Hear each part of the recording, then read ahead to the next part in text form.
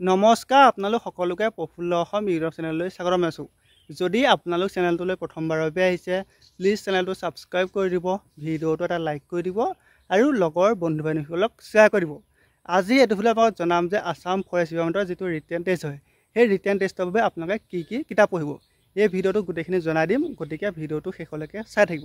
এতিয়া আপোনালোকৰ বহুতে অপেক্ষা কৰি আছে যে আছাম ফৰেষ্ট ডিপাৰ্টমেণ্টৰ নিউ এডভাৰটাইজমেণ্ট কেতিয়া মুকলি হ'ব।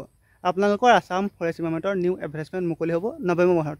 Forester grade 1, forest guard, AFP for driver constable আপোনালোকৰ এই চাৰিটাতে নতুন পদ মুকলি হ'ব। গতিকে যিসকলে আছাম ফৰেষ্ট ডিপাৰ্টমেণ্টৰ নিউ এডভাৰটাইজমেণ্টৰ বাবে অপেক্ষা কৰি আছে সেইসকলৰ বাবে ভাল খবৰ, আপোনালোকৰ নৱেম্বৰ মাহত নতুন এডভাৰটাইজমেণ্ট আহি যাব। গতিকে আপোনালোকে এতিয়াৰ পৰা ভালদৰে ৰানিং লং জাম্পৰ প্ৰেক্টিছ কৰি থাকক আৰু লগতে ভালদৰে পঢ়া শুনা কৰি থাকক। এতিয়া আপোনালোকৰ যি ফৰেষ্ট গাৰ্ড, AFP আৰু ড্ৰাইভাৰ কনষ্টেবল সেই তিনিওটাৰ বাবে আপোনালোকৰ যিটো ৰিটেন টেষ্ট অনুষ্ঠিত হয় সেই ৰিটেন টেষ্টৰ আমাৰ কুৱেশ্যন পেপাৰ এখনেই থাকে। আপোনালোকৰ ফৰেষ্ট গাৰ্ড, AFP আৰু ড্ৰাইভাৰ কনষ্টেবল আপোনালোকৰ তাৰ ভিতৰত যিটোৱে আপোনালোকে পৰীক্ষা দিয়ক আপোনালোকৰ একেখন কুৱেশ্যন পেপাৰকে আপোনালোকে পৰীক্ষা দিব লাগে। গতিকে আপোনালোকৰ ফৰেষ্ট গাৰ্ড, AFP আৰু ড্ৰাইভাৰ কনষ্টেবলৰ বাবে আপোনালোকে কি কিতাপ পঢ়িব বা মই কি কিতাপ পঢ়িছিলোঁ এই ভিডিঅ'টোত মই গোটেইখিনি জনাই দিম। এতিয়া আপোনালোকৰ আছাম ফৰেষ্ট ডিপাৰ্টমেণ্টৰ নতুন এডভাৰটাইজমেণ্ট মুকলি হোৱাই নাই, কিন্তু মই এতিয়াই আগতীয়াকৈ কি কিতাপ পঢ়িব লাগে এই ভিডিঅ'টো কিয় আগতীয়াকৈ প্ৰস্তুত কৰিলোঁ। এতিয়া আপোনালোকৰ যেতিয়া নতুন এডভাৰটাইজমেণ্ট মুকলি হ'ব বা আপোনালোকৰ ইণ্টাৰভিউ হ'ব, ইণ্টাৰভিউৰ পৰা আপোনালোকে ৰিটেন টেষ্টলৈ মাজত আপোনালোকে সময় পাব মিনিমাম 15 পৰা 20 দিন। আপোনালোকে 15 পৰা 20 দিনত আপোনালোকে পঢ়ি শেষ কৰিব নোৱাৰে। গতিকে আপোনালোকে এতিয়াৰ পৰা ভালদৰে পঢ়ি থাকিব লাগিব। এতিয়া আপোনালোকৰ যিটো ৰিটেন টেষ্ট হয় সেই ৰিটেন টেষ্টত আপোনালোকৰ 100টা মাল্টিপল চইচ কুৱেশ্যন থাকে। প্ৰতিটো কুৱেশ্যনত আপোনালোকৰ হাফ মাৰ্কে থাকে। আপোনালোকৰ টোটেল কুৱেশ্যন হ'ব 100 আৰু টোটেল কুৱেশ্যন হ'ব আপোনালোকৰ 50। আপোনালোকৰ এটা ভাল কথা সেইটো হৈছে আপোনালোকৰ যিটো পৰীক্ষা হয় সেই পৰীক্ষাটোত কোনো ধৰণৰ নিগেটিভ মাৰ্ক নাথাকে। আপোনালোকৰ সেইটো কিছুমানৰ কাৰণে ভাল আৰু কিছুমানৰ কাৰণে বেয়া। এতিয়া বহুতো এনেকুৱা থাকে কিছুমানে টোক্কা মাৰিয়ে পাছ কৰি যায়, কিন্তু আজিকালি আপোনালোকৰ ৰিটেন টেষ্টটো ইমান টান হৈ দিনক দিনে গৈ আছে যে আপোনালোকে টোক্কা মাৰি পাছ কৰাৰ যিটো আশা আছিল সেই আশাটো আপোনালোকে বাদ দিব হ'ল। আপোনালোকে এতিয়া ভালদৰে পঢ়া শুনা কৰিলেহে আপোনালোকে পাছ কৰিব পাৰিব। এতিয়া আপোনালোকৰ 2023 চনৰ আছাম ফৰেষ্ট ডিপাৰ্টমেণ্টৰ যিটো নিযুক্তি হৈ গ'ল তাত আপোনালোকৰ যিটো ফৰেষ্ট গাৰ্ড, AFP আৰু ড্ৰাইভাৰ কনষ্টেবলৰ যিটো ৰিটেন টেষ্ট হৈ গ'ল সেই ৰিটেন টেষ্টত GK পাৰ্টটোৰ পৰা 65টা কুৱেশ্যন আহিছে। তাৰপিছত আমাৰ মেথছৰ পৰা 20টা, ইংলিছৰ পৰা 10টা আৰু ৰিজনিঙৰ পৰা অনলি 5টা। আকৌ মই কৈছোঁ আপোনালোকৰ GK 65টা, মেথছৰ 20টা, ৰিজনিঙৰ 5টা আৰু ইংলিছৰ 10টা। গতিকে আপোনালোকে সেই হিচাপত পঢ়িব লাগিব। যিহেতু আপোনালোকৰ GK পৰা 65টা কুৱেশ্যন আহিব, গতিকে আপোনালোকে GKত সময় বেছি দিব লাগিব। এতিয়া GK বুলি ক'লে এখন সাগৰ, সেই সাগৰৰ মাজত আপুনি উটি ফুৰিলে নহ'ব, তাৰ পৰা আপুনি মেইন টপিককেইটা উলিয়াই পঢ়িব লাগিব। এতিয়া আপোনালোকৰ যিটো GK পাৰ্ট আছে সেই GK পাৰ্টটোৰ বাবে আপুনি কি কিতাপ পঢ়িব। আপোনালোকে প্ৰথম আছাম ইয়াৰ বুক নাইবা ভাৰত ইয়াৰ বুক সেই দুখনৰ ভিতৰত যিকোনো এখন কিতাপ লৈ লওক।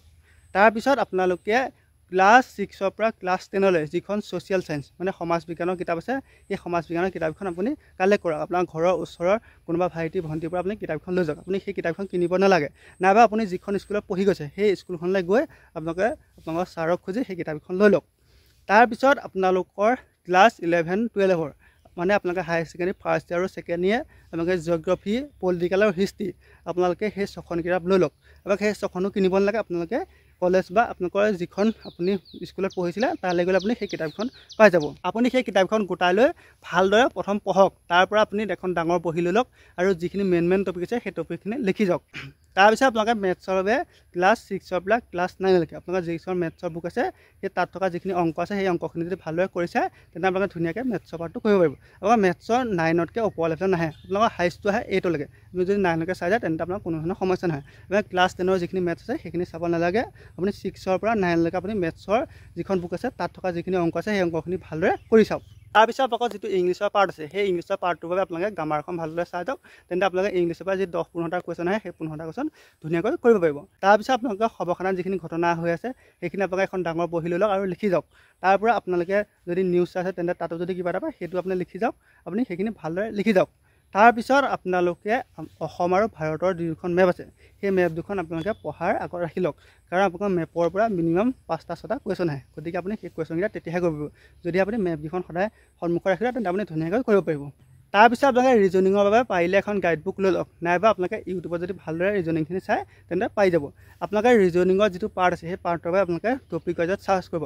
এনেই যদি আপুনি ৰিজনিং বুলি চাৰ্চ কৰে তেন্তে আপোনালোকৰ কিছুমান এনেই অলাগতিয়াল টপিক আহি যায়, কিন্তু আপোনালোকে ৰিজনিং বুলি ক'লে মেইনলি এটা ক্লক ডিগ্ৰী ৰিজনিং আপোনালোকে সেইটো যদি টপিকটো ভালদৰে চাই বুজি লয় তেন্তে আপোনালোকে এনেই বেছি ভিডিঅ' চাই লাভ নাই আপোনালোকে মেইনলি ৰিজনিঙৰ যিকেইটা নিয়ম আছে সেই নিয়মকেইটা যদি শিকি লয় তেন্তে ৰিজনিঙৰ পৰা যি 5টা 10টা 15টা কুৱেশ্যন আহে সেইটো আপোনালোকে ধুনীয়াকৈ কৰিব পাৰিব আপোনালোকক মই যিমানকেইখন কিতাপৰ নাম ক'লোঁ সেইখিনি যদি আপোনালোকে ভালদৰে পঢ়ে তেন্তে আপোনালোকৰ যিটো ৰিটেন টেষ্ট হয় সেই ৰিটেন টেষ্টটো ধুনীয়াকৈ পাছ কৰি যাব আপোনালোকৰ যিটো ৰিটেন টেষ্ট হয় তাত ইমানো আপোনাৰ টান কুৱেশ্যন নাহে বা আপোনালোকৰ ইমানো ওপৰ লেভেলৰ কুৱেশ্যন নাহে আপোনালোকৰ মিনিমাম 9 যিহেতু আপোনালোকৰ যিটো পৰীক্ষা হয় সেইটো আপোনালোকৰ ক্লাছ 9 10 ষ্টেণ্ডাৰ্ড হয় গতিকে আপোনালোকৰ ক্লাছ 9 10 লেভেলৰ আপোনালোকৰ কুৱেশ্যন আহে সেই কুৱেশ্যনসমূহ আহে গতিকে আপুনি ইনে ওপৰ লেভেলৰ কিছুমান কুৱেশ্যন পঢ়ি থাকি লাভ নাই গতিকে আপোনালোকে ক্লাছ 6ৰ পৰা ক্লাছ 10লৈকে ছ'চিয়েল চায়েন্সৰ কিতাপখন পঢ়িলে আপোনালোকে বহুত কথা জানিব আপুনি সেইখিনি ভালদৰে চাওক মই যিমানখন কিতাপৰ নাম ক'লোঁ সেইখিনি আপোনালোকে কিনি লওক আপোনালোকক কেইখনমানে কিনিব লাগে মাত্ৰ অসমীয়া বুকখন কিনিব লাগে তাৰ বাদে আপোনালোকে এইখিনি নিকিনিলেও হৈ যাব আৰু ৰিজনিঙৰ গাইড বুকখন পাৰিলে কিনি লওক তাৰ বাদে আপোনালোকে এইখন আপোনালোকে ঘৰৰ ওচৰৰ ভাইটি ভণ্টি নাইবা আপোনালোকে